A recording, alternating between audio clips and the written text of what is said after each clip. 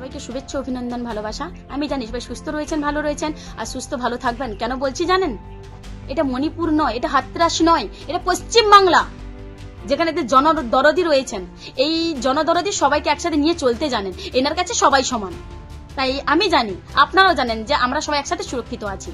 আমি এই কথার মধ্য দিয়ে কয়েকটা কথা বলতে চাই, আপনাদের প্রত্যেকে জানা দরকার, প্রত্যেকটা মেয়ে জানা দরকার, এবং প্রত্যেকটা মেয়ে জানতে চাই বিজেপি নেতৃত্বের কাছ থেকে এবং আপনাদের কাছ থেকে, এবং আমি জানতে চাই আপনারা এই প্রশ্নের উত্তরটা দিয়ে যাবেন। আচ্ছা, আপনারাই বলুন, বিজেপির সংস্কৃতি কেন এরা সবসময় নারী বিরোধী? শুধু তা নয়, এরা বাংলা বিরোধী কেন? মানে ডাবল ইঞ্জিনের সরকার তোমরা এক কথায় যেখানে বলে, সেখানে আজকে নারীরা কেন অসুরক্ষিত রয়েছে? কিন্তু অন্যদিকে কলকাতা ভারতবর্ষের একমাত্র নিরাপদ শহর। শুধু তাই নয়, বিজেপির প্রত্যেকটা নেতৃত্বরা আমাদের মাননীয় মুখ্যমন্ত্রীকে নোংরা ভাষায় আক্রমণ করে। আরে আমরা তো নারী, আমরা তো রক্তে মাংসে তৈরি করা মানুষ। বিজেপির নেতৃত্বরা এরা ভগবানকেও বাদ দেয় না, মা দুর্গা। এবার ভেবে দেখেছেন, মা দুর্গা কিন্তু একজন নারী।